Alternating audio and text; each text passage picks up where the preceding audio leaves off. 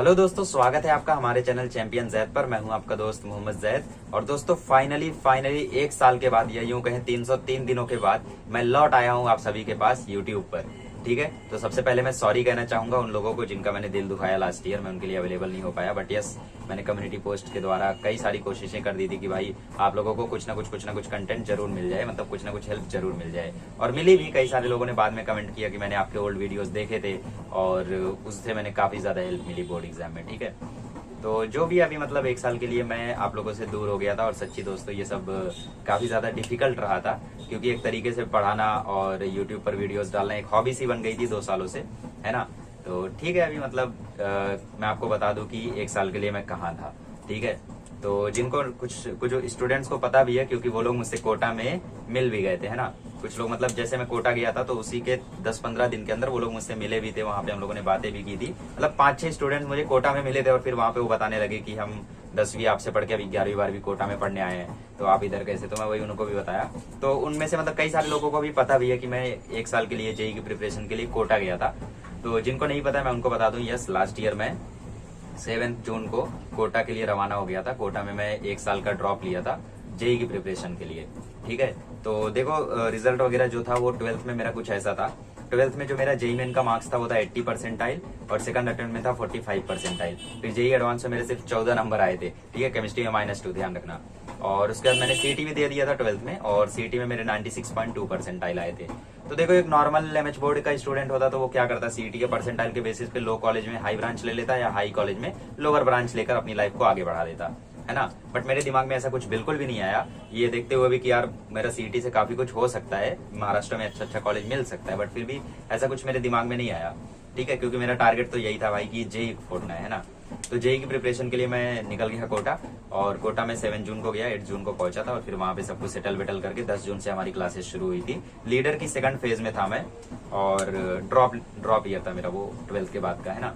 तो वहां पे जेईई की प्रिपरेशन 1 साल मैंने की, और प्रिपरेशन के बाद का जो रिजल्ट था वो ऐसा था। जनवरी सेशन में जो जेईई मेंस के मेरे स्कोर रहे थे वो था 94.8 परसेंटाइल, और जो अप्रैल सेशन के स्कोर मेरे रहे थे मतलब सेकंड अटेम्प्ट के वो थे 93.66 परसेंटाइल। अब ये परसेंटाइल कैसे नीचे गिर गई, कंपटीशन कैसे बढ़ा था, क्या दिक्कतें थी, ये सब हम लोग डिटेल में जरूर डिस्कस करेंगे। आप लोग टेंशन मत लो, मैं सब कुछ आप लोगों को बताने वाला हूँ। ठीक है, और उसके बाद मैंने जो जेईई एडवांस का एग्जाम था, एक्चुअली मेरी तबीयत थोड़ी सी खराब हो गई थी, तो मैं कोटा से पहले दिल्ली शिफ्ट हो गया, और दिल्ली से जयपुर जाके मैंने जेईई एडवांस की एग्जाम दी थी। और जेईई एडवांस में मेरे आए थे 61 मार्क्स, 73 पॉजिटिव मार्क्स थे। ठीक है, और ऐसा मतलब था, फिजिक्स में 37, मैथ्स में 8। मतलब सब्जेक्ट वाइज कट ऑफ तो मैंने क्लियर कर लिया था आराम से, क्योंकि 7 ही नंबर था सब्जेक्ट वाइज कट ऑफ। और टोटल कट ऑफ जो था वो इस साल 77 मार्क्स चला गया था, है ना। मतलब जेईई मेन का जो जेईई एडवांस का जो आंसर की था उससे मैच करने के बाद मुझे ऐसा लगा यार क्वालिफाई तो कर ही लेंगे आराम से कम से कम। और लास्ट ईयर जैसा सीन रहा तो हो सकता है आईआईटी भी मिल जाए, है ना।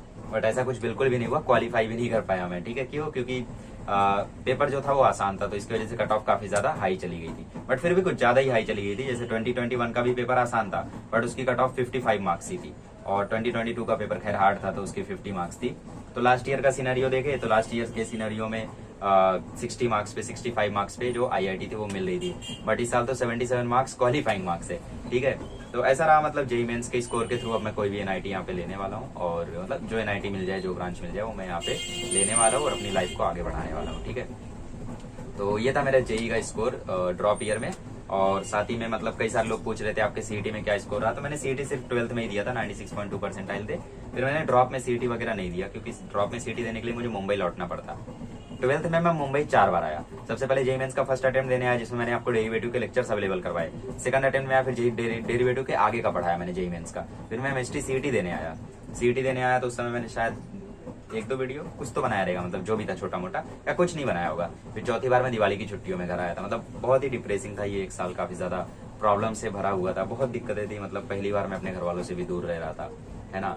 तो काफी कुछ था यार, बट ठीक है, अभी जो भी था वो यही है। तो अभी मैं कोई एक एनआईटी ले लूंगा और फिर आप लोगों के साथ अपनी जर्नी को आगे बढ़ाने वाला हूँ। ठीक है, तो आप बिल्कुल भी आप टेंशन मत लो, मैं वापस आ चुका हूँ। और आपको जो भी कंटेंट चाहिए आप कमेंट करना शुरू करो, मैं आपके कमेंट्स का रिप्लाई देना आप शुरू करने वाला हूँ। ठीक है, ऐसा नहीं है कि मैं कमेंट्स का रिप्लाई नहीं देता, ऐसा बिल्कुल भी नहीं। आप मेरे ओल्ड वीडियोस चेक करो, 1 साल 2 साल पुराने जो वीडियोस हैं, और 1 साल 2 साल पहले के जो कमेंट्स है उस पर आप देखोगे मेरा रिप्लाई रहेगा ही रहेगा, क्योंकि मैं रिप्लाई हमेशा दिया करता हूँ। और मैं ये मानता हूँ कि बच्चों से इंटरेक्ट करना बहुत ही ज्यादा जरूरी होता है। है ना, क्योंकि यार छोटे छोटे अगर आप इंटरेक्ट करते रहोगे ना तो उनका भी थोड़ा सा जो कॉन्फिडेंस है वो थोड़ा थोड़ा बूस्ट होता है। तो आप लोग अभी कमेंट करते जाओ कौन कौन सा आपको कंटेंट चाहिए, मैं आपको अवेलेबल कराता रहूंगा। ठीक है, तो ये था मतलब इस साल का सीन था और इसकी वजह से मैं यूट्यूब पर अवेलेबल नहीं था। तो अब मैं वापस आ चुका हूँ और अब मैं आपको आगे का जो प्लान है वो सब कुछ मैं आपको बताने वाला हूँ, और साथ ही जो हमारा लेक्चर वगैरह था सब कुछ मैं अब कंटिन्यू करने वाला हूँ। और टेंशन मतलब आप 12th में हो, 11th में हो, 10th में हो, आपको कोई भी टेंशन लेने की जरूरत नहीं है। जो चीज आप बोलोगे वो चीज अवेलेबल कराऊंगा।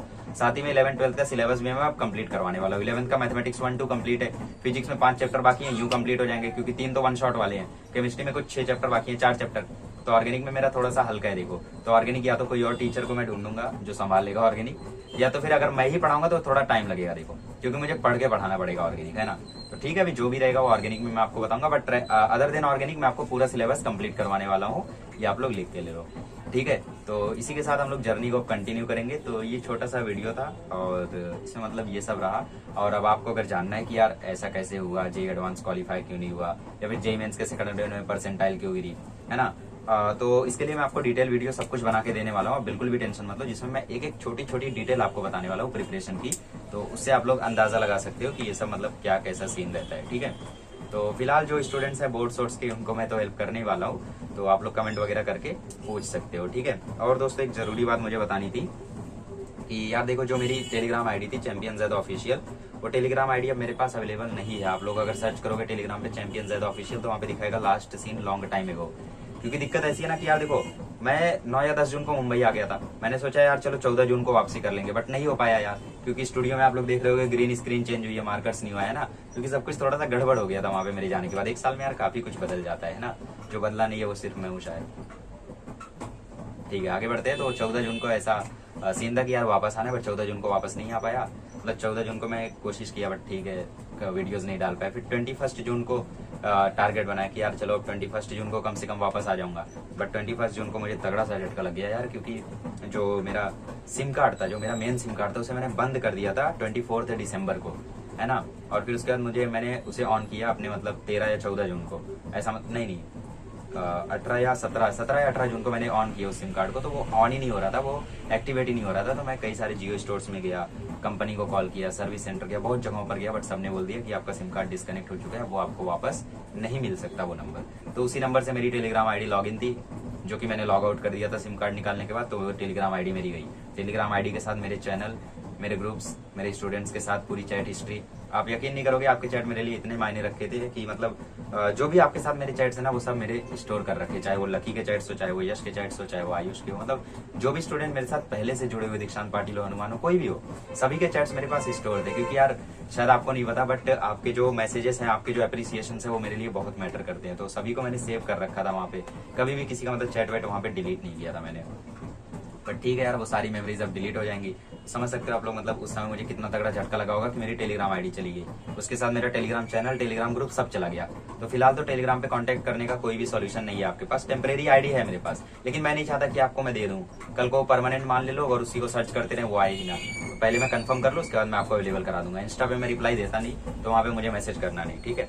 कर सकते हो, 10-12 महीने बाद रिप्लाई मिलेगा। अभी जैसे कुछ लोगों के मैसेजेस थे वहाँ पे कि 12th के जो बोर्ड्स के कुछ स्ट्रेटजी वीडियोस डालिए, तो मैंने बोला ठीक है भैया शुरू करते हैं, अब तो मैं कोटा से आ गया हूँ। तो वहाँ से रिप्लाई आता है कि भैया हमारे रिजल्ट आ गए 12th के। तो ऐसा है भाई, देखो तो इंस्टाग्राम वगैरह पे ज्यादा उम्मीद करना मत, ठीक है।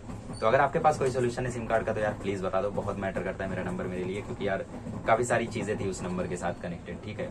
तो अभी जो भी है, तो टेलीग्राम आईडी तो मेरी खत्म हो चुकी है। और साथ ही में जो हमारा दूसरा चैनल था चैंपियन ज़ैद व्लॉग्स, मैंने मोबाइल को फॉर्मेट मार दिया था और फिर मुझे पता चलता है कि वो जीमेल आईडी जो है, वो जीमेल आईडी में जो टू स्टेप वेरिफिकेशन कोड है, वो मेरे उस नंबर पर जाएगा। तो वो नंबर डिस्कनेक्टेड है, तो इसके कारण मुझे अब वो चैनल भी नहीं मिलने वाला है। तो वो चैनल, टेलीग्राम, सब कुछ मेरा खत्म हो गया। तो जिसके कारण मतलब मैं बहुत ही ज्यादा डिप्रेशन में चला गया था।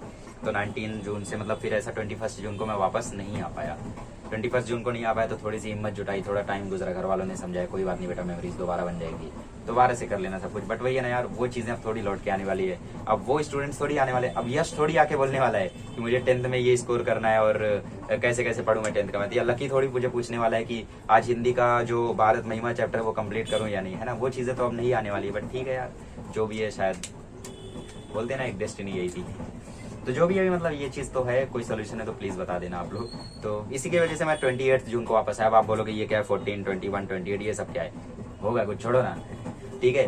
तो एक और चीज है, बहुत ही तगड़ा सा सरप्राइज है आप लोगों के लिए, और सरप्राइज है आप लोगों के लिए। वो कब रखे, कब लॉन्च करें, कल कर दें, चलो ठीक है कल लॉन्च कर देते हैं। 29 जून को टाइम रखते हैं, और उस सरप्राइज का टाइम रखेंगे 7:14 पे, ठीक है। तो 7:14 पे आप लोगों के लिए तगड़ा सा सरप्राइज आने वाला है।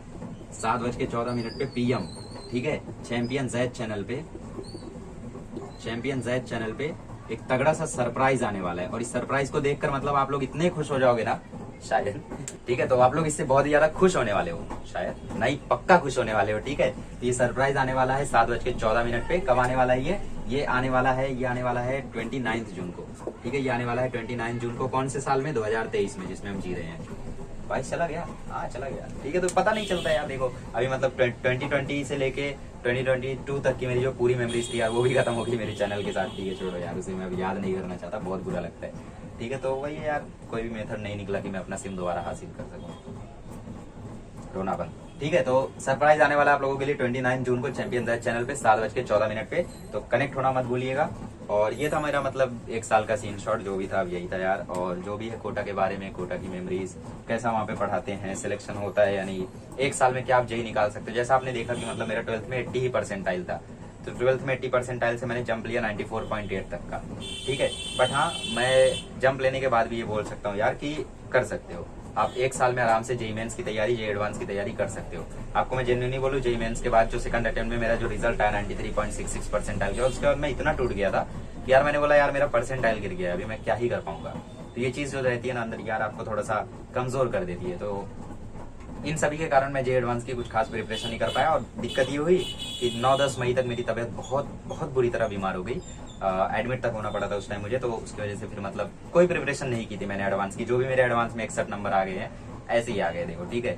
तो आप लोग समझ सकते हो यार, जो भी है मतलब मैं डिटेल में आप लोगों को आगे बताने ही वाला हूँ, तो आप लोग टेंशन मत लो, बिल्कुल पॉसिबल है यार। मैं तो यही बोलूंगा कि 12th में कोशिश करो, जितना ला सकते हो लाओ, एटलीस्ट 90 परसेंटाइल तक। जो मेरा 80 परसेंटाइल ऐसे ही आ गया था बोर्ड की तैयारी ही करके, बस उसमें 11 मेरा स्ट्रॉन्ग था। देखो जेई में मेरा 11th स्ट्रॉन्ग था, 12th एकदम गड़बड़ था। क्यों?